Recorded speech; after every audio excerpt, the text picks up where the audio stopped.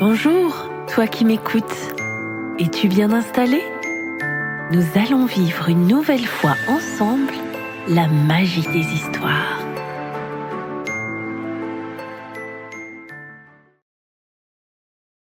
Noé et les écrans. Un livre d'Anne Mahler est publié par les éditions Calycéphale.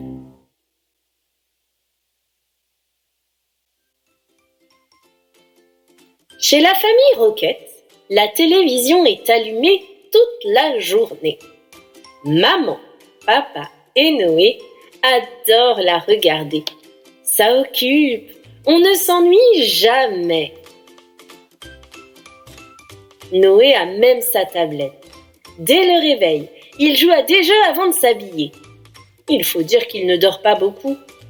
Le soir, il s'endort après avoir regardé son dessin animé préféré, Pouette Pouette l'automobile. C'est trop chouette. Mais il a du mal à s'endormir.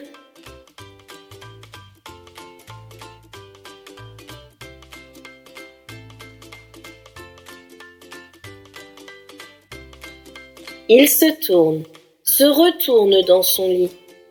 Parfois, il fait des cauchemars à cause de certaines images qu'il a vues passer à la télé dans la journée. Ces matins-là, il a du mal à se lever. Noé, sors du lit, habille-toi. On va être en retard à l'école. Une fois à l'école, il n'y a plus d'écran. Mais Noé est si fatigué, ça lui est même déjà arrivé de s'endormir en classe. La maîtresse n'était pas contente. Depuis, Noé fait attention de rester éveillé. Mais malgré ça, il a du mal à écouter et à être concentré. Il repense aux vidéos qu'il a regardées sur sa tablette. Alors, la maîtresse le sort d'un coup de sa bulle. « Noé, tu as entendu ?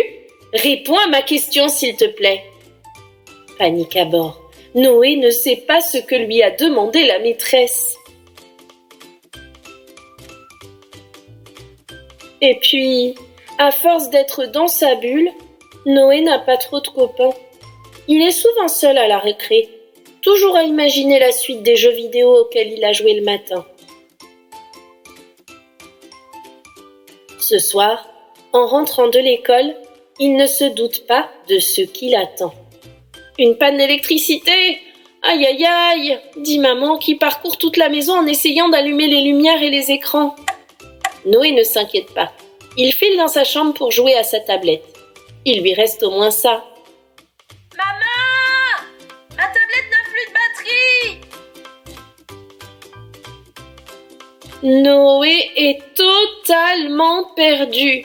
Lui qui a l'habitude de regarder des dessins animés en rentrant de l'école. Il ne sait pas quoi faire d'autre. Il sent de la colère monter en lui. Ça commence dans sa poitrine et ça chauffe jusque dans ses bras. La frustration est trop grande. Noé explose. Maman et papa essaient de le calmer, de le rassurer.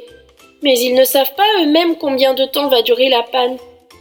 « Tu as le droit d'être en colère, Noé, et même d'être triste, » dit papa. « Je te comprends. Tu voulais regarder tes dessins animés. Tu peux pleurer si ça te fait du bien. Je suis là. » Après cette tempête d'émotions, Noé se calme. Il est épuisé. Comment va-t-il bien pouvoir s'amuser jusqu'au coucher ? Pas de tablette, ni de télé, ni aucun autre moyen de s'occuper. Maman arrive avec une boîte toute neuve. « Noé, viens, on va faire un puzzle tous les deux. Il y a Pouette Pouette l'automobile dessiné dessus, regarde. J'ai retrouvé ce cadeau sur l'étagère du salon, nous n'y avons jamais joué. » Noé n'a pas envie de faire un puzzle. Il part bouder. Mais, après avoir passé un certain temps tout seul dans sa chambre, il comprend qu'il ne lui reste plus d'autre choix. Alors, Noé se prend au jeu. Il cherche, il assemble, en s'amusant follement avec maman. Sous la lumière des bougies, c'est la course à qui posera le plus de pièces. En les entendant rire, Papa a bien envie de participer.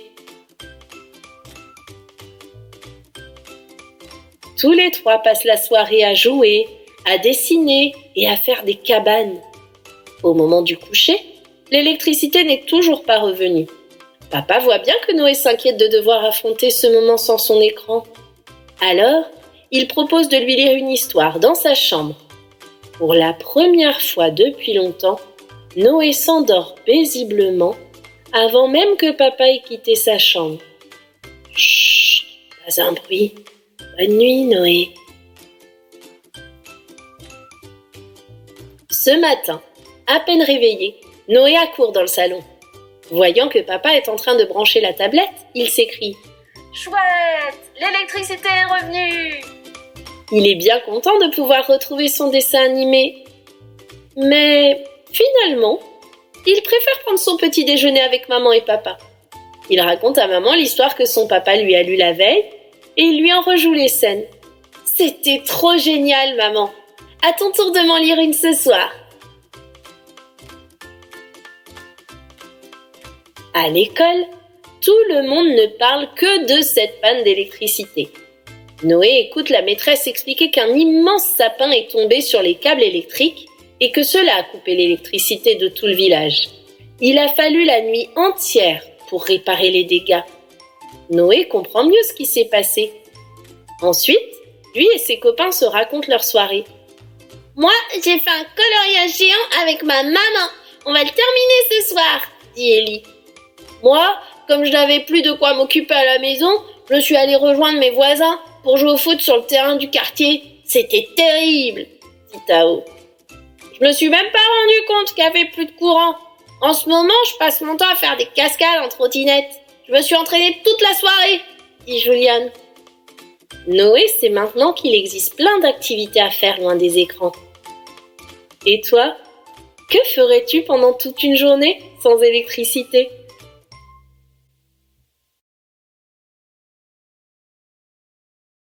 Si tu as aimé cette vidéo, mets un like et abonne-toi.